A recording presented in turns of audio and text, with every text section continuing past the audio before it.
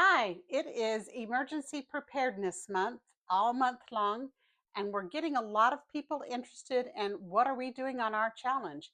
So I want you to take what you've done and share, share, share. Let your friends and family know that you are working on this Emergency Preparedness Challenge and they can work on it too. Let's see what's in store for today.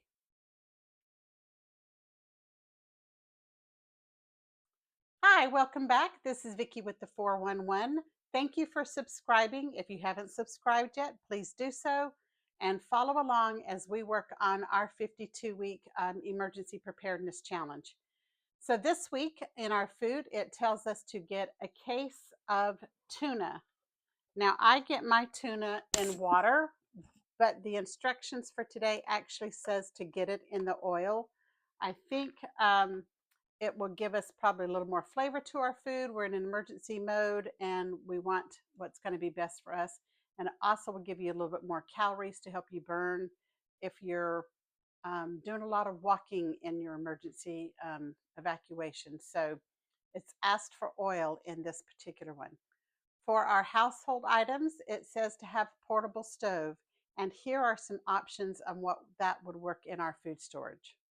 Here are a couple options of portable stoves that would be good to have in your food storage. This is a butane burner.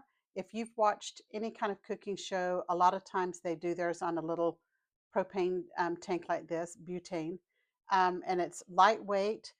You get the bottles of butane. They come in a pack of 4, so pop it in there, close it out, and when you light it, it's just like cooking on a gas stove. It's very lightweight and it's easy to um, keep up with because it also has a little portable case that it carries in. So that's one option. Another option that I've come across is this one-time use grill. Um, it's an instant grill and it's good for the environment. Is eco-friendly. It heats up in about 5 minutes and has about 60 minutes of cooking time that is good on it. I'm afraid to open it and show it to you because I'm not sure if once it's open it needs to be used. But I will put a link to this. You can get them on Amazon or you can get them like Tractor Supply has them. But it's a one-time grill, and for 60 minutes you could grill a lot of food on this in 60 minutes. But it's something that you can have stashed away somewhere that if last minute you need something and got people coming over, you don't have any electricity, don't have any propane in your tank outside, this would be a great thing you could pull out and cook a meal on. In our 72-hour kits or our bug out bags, it says to add 2 instant meals to our bags. Now this can be a variety of something very simple like chicken, tuna, and crackers that you can pick up at Dollar Tree. The little tuna kits that comes with pickles and mayonnaise and stuff that you can make up and carry around. Something as small as that, or if you want to get deeper in your meals, there's the meals that you have that you rip open the top, pour in your boiling water, stir it up, zip it up, and in 10 minutes you've got a hot meal. Or there's some that come and they're all pre-measured and you actually put it in a pot with your water, bring it to a boil, let it boil 15-20 minutes, and you've got a nice hot meal. So depending on are most of your emergencies with power, without power, you have to take in consideration on what you've got to work with.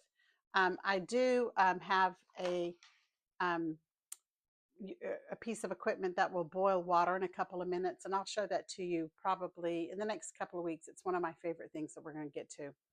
So that would help if you had to do a meal that you wanted to add boiling water to. For our emergency money, we are adding $30 more to our Ziploc bag and getting that ready for our emergencies when you need cash. They recommend keeping your bills 20s, 10s, 5s, 1s, just because you don't know what places you might go that would be able to break larger bills. For our family prep, it says take a family hike, a 1 to 2 mile hike, make a picnic at the end of the pack, of the hike, and enjoy it. Again, when you're taking these hikes, be sure to point out to your children who are the safe homes that they can go to in the event that something happens. and you can't find a parent. Um, Maybe it's they got off the bus and you weren't home yet from running errands. They need to know where a safe place in their neighborhood they can go to. So always point those out when you're taking your walks and your hikes in the neighborhood. And last thing is add $10 to our future barrel or barrels of water that we're going to fill up so that you can be ready by the end of the year. We're going to have a pretty good water supply. Thanks for watching. Again, this is Vicki with the 411. And be sure and share, like, and subscribe and get your family and friends on this journey with us. Thanks. We'll see you next week.